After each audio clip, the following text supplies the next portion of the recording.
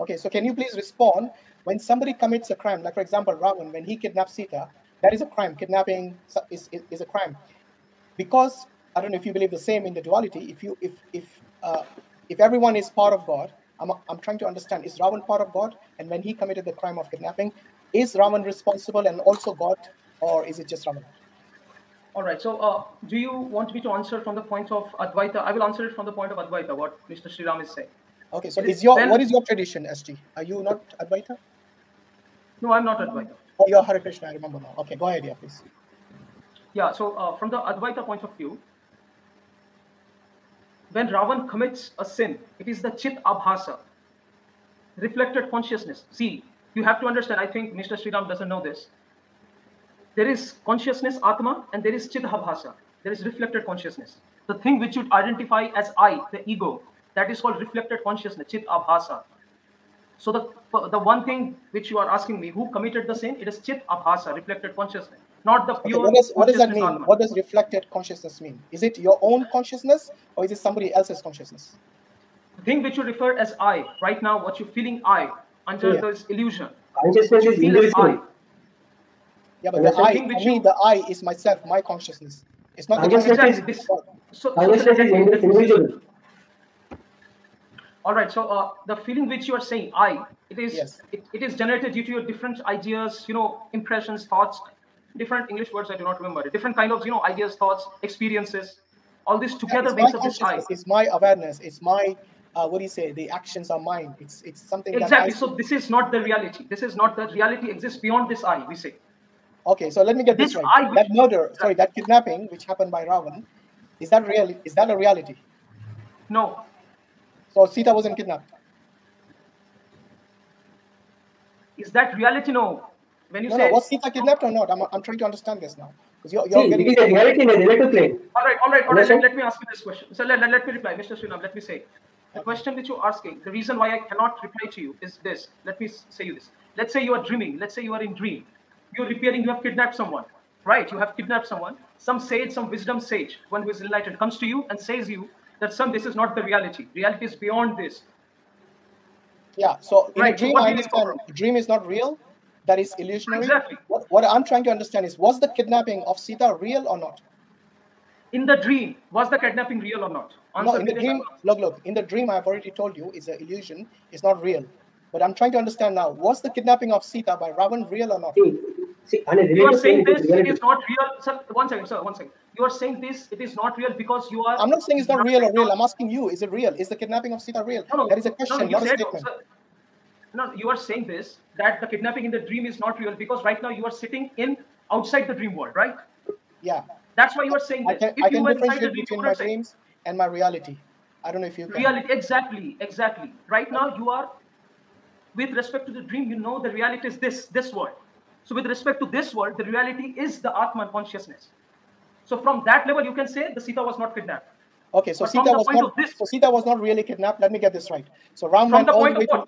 No, just a minute. Listen, you're saying from the point of view of Ram, who is the God... Sri Ram, just 1 second. SG, you're saying from the point of view of Ram, who's supposed to be a god, who's supposed to be the avatar of Vishnu, even Ram did not know it was real. He went all the way to Lanka to save Sita from Ravan, then put her through the Agni test and all that. So all that is not real. Is that what you're saying? The question is absolutely wrong, which you say. When you say the Ram was incarnation of Vishnu, it is you will directly jump into Vaishnavism. Advaitins won't say that. So the question you framed is wrong. When you say Ram is incarnation of Vishnu, it is Vaishnavism. Yeah, okay, go on. Let me ask Sri Ram. It's not Vaishnavism, it's what you believe as well. Because I spoke to Dr. Resnick, who is actually a Hare Krishna, and he believes in the ISKCON, and he believes the same thing, that Ram and Krishna and all these people, they are the incarnation or avatars of Vishnu. So don't give me that, because that we are completely ignorant of these things. So let me ask the same question to Sri Ram. Sri Ram, do you think the kidnapping of Sita was real? See, it is real. It is real in the relative plane. What does that mean? Yes. Okay, I think we are going to go in circles, because all you're going to say is there is no such thing as real, because probably all of it's illusion. In fact, you probably will now say the discussion that we are having right now is not actually part of reality. It's some kind of illusions there. No, I never said it. Yes. So are we having a real conversation?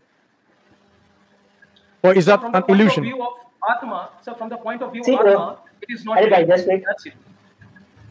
You see, you can only think about who you are. I mean, you can't differentiate, like, sometimes you think like an Atma, sometimes you think like a body. You are who you are. I mean, how do you even differentiate yourself? Agreed? Do you have spirit? Agreed or not? How do you differentiate? Your question is, how do I differentiate between body and Atma? I cannot. That's why I'm stuck in this reality. The question wasn't body and Atma. The question was Atma and Paramatma. How do you differentiate? From the point of Advaita, Atma and Paramatma is same. There is no difference. Exactly my point. And that's the reason I asked, is Ravan same as the Paramatma? Because he's See, you are identifying with the body. But just wait. You are identifying with the body. That's why you are asking this question. Second? Understand? At the point of relative plane, when you identify with your body, when you identify with your material nature, it is true, as it happened. Okay, but when you identify with your consciousness and spirit and identify with your unity with God. Okay, do you have consciousness when you have a body? Yes, of course. Okay, so how do you not Are you a conscious being? Are you a conscious being? Yes or no? Yes, of course. Yeah. For us, that means you do have consciousness, right? Sriram, listen. For us, we keep distinction. We make a distinction between Almighty God and His creation. Okay, so we don't have this problem.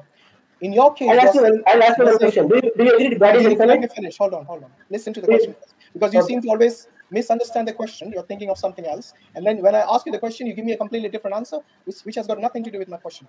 So once again, the question is this: as Muslims, we distinguish between God Almighty and His creation. You, on the other hand, as Advaita, you believe that everything is the same. Everything is God, isn't it? Everything is part of God. So a kind of pantheism, yeah, or panentheism, whichever. Hold on. Listen to this. You're saying there's an illusion. There's a Maya. Yes. Let's say you go through different incarnations, and ultimately you have moksha. Yes. Yeah. And then you become one with God. Your pure Atma. So that's what definition is. Now I'm asking you this: when Ram, yes, who is your God on this earth, yes, does God also have to go through, because he's got a body, he's got consciousness? So does Ram have to go through this? Does he have a Maya as well, an illusion that he needs to deal with? Okay, I'll answer. Is he came to non-dual field? Yes or no? I didn't understand. Repeat that again. Ram came into non-dual world, right? This world is a non-dual world, right? You and me, both of them, two separate beings, right? You and me, two separate beings, right? Yeah, from my point of view, we are separate. I don't know about you. Yeah, it is a duality, right? Of course, otherwise you cannot have conversation. See, without duality, you cannot have sex, you cannot have conversation, right? Are you going to answer the question, my friend? That's what I'm saying. Ram when Ram was born, see, anything which is born, it is born into dual world. Of course, he also experienced duality. Are you going to answer the question? Does he have a Maya? Does your God have an illusion or not? See, avatar by definition, he has a body, right? Anything which has a body experience that attachment and Maya. Okay, so Ram had a body, right? Yes. So Ram experienced the Maya when he was saving Sita from the kidnap. It was a dream. It wasn't real. It is real. Who told you it is real? There you go. So you both are contradicting each other. I don't know which. No, I don't think so. One second. Let me say you. It is real from this world. If you stay in this world, this relative world, then you have to say, when you're asking it is real or illusion, you have to specify from which point you are saying that. Is it from this point, this world perspective, or it is from the Atman's perspective? Okay, did the kidnapping happen in this world? Yes. Was Ram in this world, according to you? Yes. So obviously my question is related to this world, not some alien world. All right, so this world is an illusion. That's it. As far as Ram is concerned, from the point of Advaita, he is similar to you. So right? Ram wasn't really saving Sita. It was all just a dream. No. See, if you are inside a dream, if you are dreaming in a sleep, you will understand the same dream. Just a minute, bro. Like you have to bro, when you say, just a minute, please. When you say it is a dream, that means that you are identifying with your material nature. That is a dream. Understand? You are identifying with your body. That is a dream. So what's wrong? As long as you identify with your body, you are in dream. Listen, Ram, listen to this. Your Lord Ram, was he dreaming when he had a body? See, I told you, I'm not saying that, unlike him, I'm not saying that it is all dream. Yes, it happened. Obviously, there is a God happened, right? It is a reality. I'm surprised, your God has to go through this stage like a human being. I'll ask you one thing. I'll ask you one thing from Islam's point of view, so that you will have an understanding. Okay? Now, just one second. Listen to this. If your God, who is supposed to have already attained moksha, yes, I'm trying to understand why is he, for him, when he was on earth, why was it a dream for him? Because I thought once you attain moksha, that's it. Your eyes have opened to the reality. It's no longer, everything is no longer, there's no maya. You have actually traversed that already. So your dream world is no more, it's now a reality. And this is what I expected of Ram, who is your God, who is the incarnation of Vishnu. So from the point of view of Advaita... Wait, I want an answer from... What is your purpose as a Muslim? No, don't ask me the purpose. Just answer the question, please. So why shouldn't you are asking me a question, so many questions? I also ask you one question, right? Yeah, but you're changing... What is your purpose as a Muslim? In the middle of a discussion. Stick to the discussion. Can I reply you, sir? Just allow no, I want Sriram to respond before you respond, SG, because you all right. So he's from Advaita. Right. I'm asking him, has Ram already achieved moksha or not? See, whenever anybody came to this world, they came to duality world, right? Otherwise, see, without duality, you and me cannot have conversation. Without duality, there is no creation. Did he attain moksha? Please answer a simple question. Yes, he attained. Okay, once you attain moksha, is the reality now apparent to you? See, you are judging. See, you are judging God from a human, in a sense. Even talk over me is not going to work. Listen, and then I'll let you talk, and then we do the same thing. Yeah.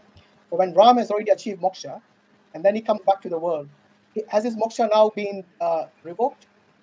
Sir, he achieved moksha when he died, as in from the point of view of Advaita. When he took birth, he didn't achieve moksha from the point of Advaita, not Vaishnavism. Mind it. Not this very emotional.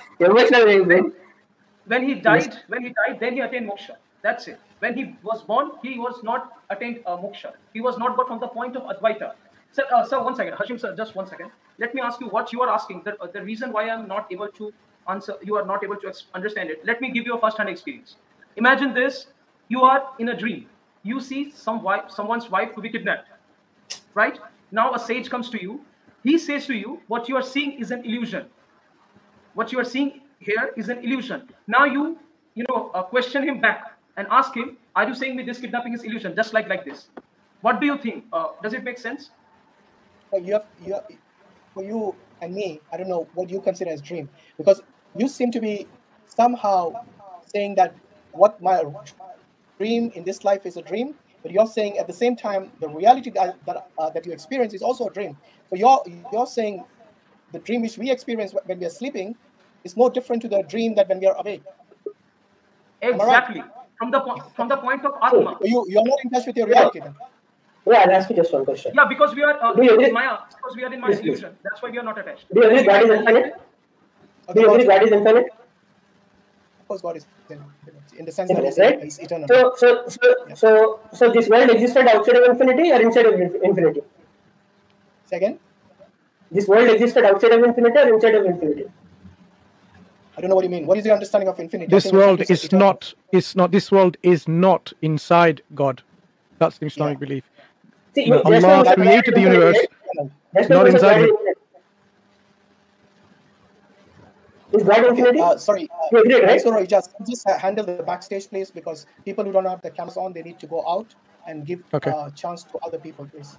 So just tell them to switch the cameras on. If you don't, then we'll have to remove you from the studio to give others a chance. Right. Gorilla and Omar, ready to come in. You guys want to jump in? Because I think I've taken enough time. Yeah. So I'm going to address to both of you, Sriram and SG.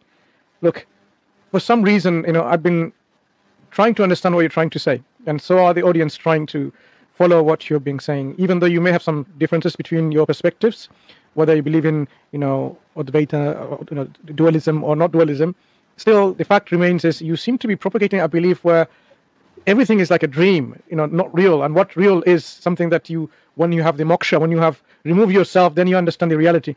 Are you having a dream right now? Is this conversation happening in a dream?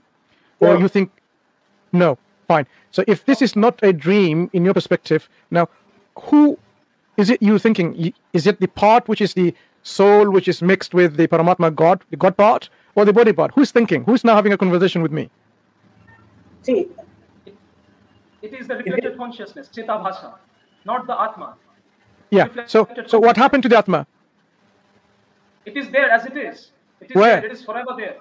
No. Is the Atma speaking? What, can I speak to the Atma instead, please? So when we are speaking, just a minute. When we are speaking with your body. I don't want to speak to the body. I want to speak to the Atma directly, if I may. That makes things easier for everyone. No. When we do what things with body. If you can go one at a time. So Sriram, I don't want to speak to your body. I don't want to speak to you as a body. I want to speak to the real Atma, which is who you are. Atma means consciousness. You are a conscious being, right?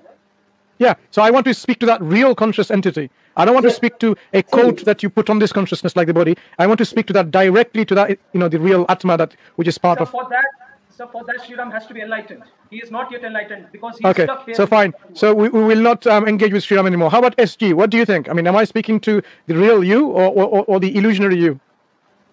Illusionary. Okay, that's fine. So nice talking to you, both of you. God willing, we'll have other conversations later because a lot of people are waiting. So maybe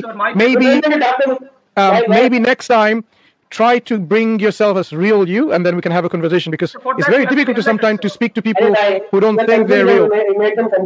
Anyway, we're going to let you both go. Thank you for coming in, and please, come back again if you want to have conversation with us. We're more than welcome to have a genuine conversation with you. But we would prefer Sriram and SG. We would prefer if we can speak to directly the real you. If you follow the people who've been seeing this conversation going, they don't want to be entertaining themselves in the process of learning where it's an illusion. I can understand as a Muslim, you have to find fault with other religions. Otherwise, that anyway, is the right? I'm going to have to let you both go. Other people are waiting. But it's a pleasure. Sriram and SG, we will speak to you another time on another occasion, inshallah, God willing. But it's been... You cannot accept any other religion.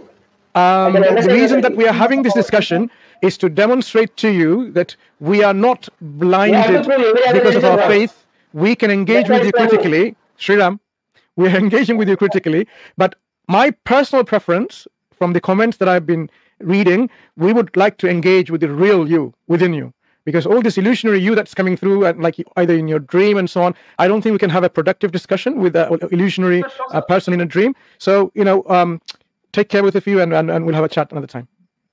Yeah, take a note of our email address at the bottom right corner, and send us an email with questions, and maybe we can communicate that.